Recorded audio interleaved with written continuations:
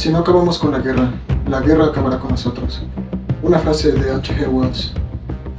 En México, según El Economista, se han registrado cerca de 670 asesinatos en militares en lo que va del 2006 al 2023. Sin embargo, el Washington Post afirma que ha habido cerca de 350,000 asesinatos de la población civil en lo que va de ese mismo periodo. De esta cifra, el 58% sucedieron durante el gobierno de Felipe Calderón, 28% durante el gobierno de Enrique Peña Nieto y el 19% restante en el gobierno de Andrés Manuel López Obrador. Eso con lo que respecta a las bajas militares.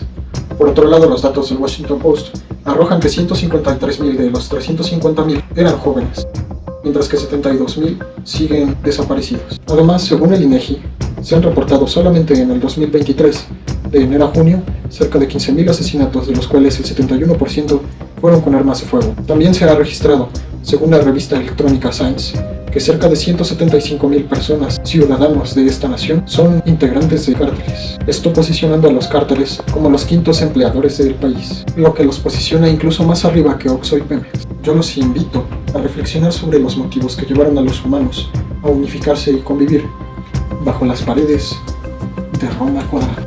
Los mismos que llevaron a grupos de personas a someterse bajo una autoridad. Fueron los deseos de vivir con dignidad y seguridad, los deseos de desarrollar las actividades sociales, culturales y económicas, sin temor a que la familia se extinga completamente en un día. Los grupos surgieron por todas partes, el pensamiento colectivo se esparció por el mundo, y los más unificados conquistaron a sus vecinos. Su interés mutuo en la supervivencia y la seguridad fueron los motivos de su unión, y juntos se enfrentaron a muchos otros pueblos. Ese era su sentido. Recapitulando entonces, ¿por qué en México hay personas que viven en la ilegalidad, sin protección jurídica y en guerra constante con sus gobernantes, cuando los grupos humanos decidieron unirse bajo un poder superior para vivir con igualdad, dignidad y seguridad? ¿Ha nuestro Estado perdido su sentido? Es por eso que hoy quiero plantear el escenario de que en México todos tuviésemos los derechos que elevo a rango de humanos, que llevaron a los humanos primitivos a reunirse en grupos.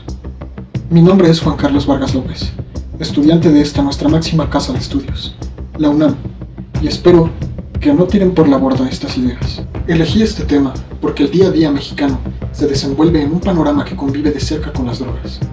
Cuando era pequeño y veía los medios de comunicación, imaginaba que las personas que vendían drogas eran algún tipo de adictos, de una muy mala forma, una muy estereotipada. Pero cuando conocí a lo que los jóvenes llaman dealer, un anglicismo que quiere decir literalmente distribuidor, se manifestó como una compañera antigua de la escuela básica, una ama de casa, un padre de familia, un joven con problemas en casa, oportunista y con problemas financieros, gente imponente, gente con experiencias intimidantes, entes de la comunidad social, dueños de hacienda y niños que no me llegaban a la cintura.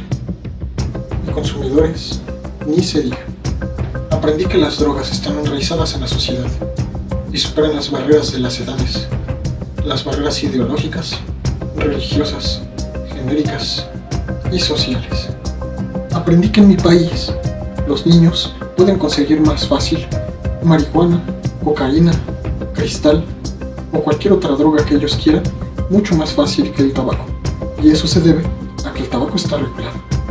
Además observé otra cosa. Cuando los narcotraficantes tienen conflictos y sus subordinados, sus familiares o sus conocidos son asesinados, esto puede desembocar en asesinatos de brutalidades inmencionables o guerras civiles y a pleno día con otros cárteles. Si los narcotraficantes fuesen tomados como vendedores y sus mercancías fuesen tomadas como bienes y estuviesen regulados, entonces sería más difícil que los niños accedan a ellos, porque se podrían poner zonas de vigilancia para regular que las leyes sean cumplidas al respecto. Se pueden verificar la calidad de los productos que venden los supuestos distribuidores, para de ese modo evitar deterioros superiores y prematuros en las sociedades. Pero lo más importante es que si un siniestro ocurriese en sus cercanías, entonces estos podrían denunciarlo sin temor alguno, y los órganos judiciales ejercitarían su poder, haciendo valer de nuevo el Estado de Derecho, y así haciendo que el Estado recupere su sentido. De este modo, los narcos dejarían de necesitar ejércitos y empezarían a regirse por las reglas de los libres mercados. Las riquezas serían distribuidas y las recaudaciones tributarias harían que el crecimiento del país y la inversión social se notaran. Por ello, es vital que reconozcamos a todas las personas como personas y también reconozcamos sus derechos constitucionales, legalizando y regulando todos los bienes con los que las personas comercian de facto.